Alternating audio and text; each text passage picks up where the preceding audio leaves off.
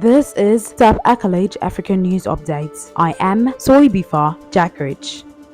The Allied Democratic Forces (ADF) militants are planning attacks in urban areas, places of worship, schools, and public events, according to the army. It urged the public to remain vigilant to avoid being victims of ADF terror. The ADF has been linked to a series of deadly attacks in Uganda, including targeting a school last June. The group was also originally formed in Uganda in the 1990s by people disgruntled with the government's treatment of Muslims. But after being routed by the army, the remnant fled across the border of the Democratic Republic of Congo. In 2021, Uganda and Democratic Republic of Congo launched a joint offensive to drive the ADF out of their Congolese strongholds, but have so far failed to put an end to the group's attacks. Uganda's President Yoweri Museveni has repeatedly said the operation had succeeded in killing a large number of ADF fighters, including some commanders, but the ADF has been accused of continuing to carry out attacks, including on a school in western Uganda in June last year, when dozens of pupils were killed. In October last year, the group was blamed after a honeymooning couple and a Uganda tour guard were shot dead in a national park. Uganda's deputy military spokesperson Kode Akiki said in a statement released on Monday that a group of ADF militants crossed into Uganda from Democratic Republic of Congo on Saturday.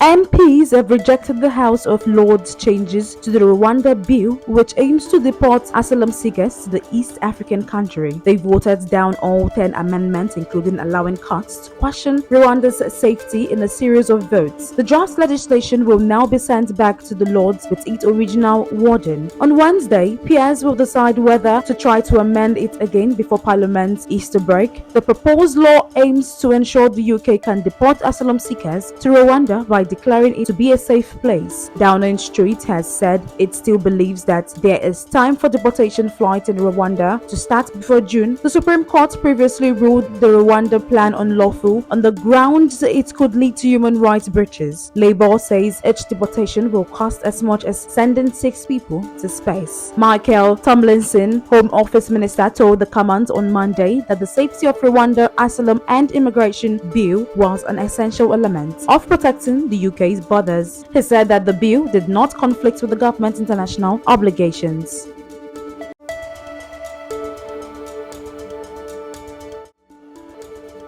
A bill seeking to decriminalize female genital mutilation (FGM) in the Gambia has passed its latest parliamentary stage, known as the second reading. Though FGM was criminalized in the Gambia in 2015, some seeking to overturn the ban argued that it violates religious freedom and is against the country's cultural practices. The bill will now go to a committee of MPs for further consideration. Survivors of FGM and activists had hoped it would be thrown out. They said that not only did the practice cause lifelong damage, but it was also against a woman's rights to bodily autonomy. They have also argued that removing the ban of FGM would tarnish the Gambia's human rights record. There was a heated debate in Parliament, but in the end, 42 members voted for the bill, 4 voted against, while 1 abstained. Despite the ban being in place since 2015, it was not until convictions in 2023, when several women were jailed for performing FGM, did calls for reserve the ban gain momentum. According to a recent survey, 73% of women in the Gambia have undergone FGM, female genital mutilation, with 65% of those caught being under the age of 5. If the bill is passed, the Gambia would be the first country to have reversed the ban on female genital mutilation.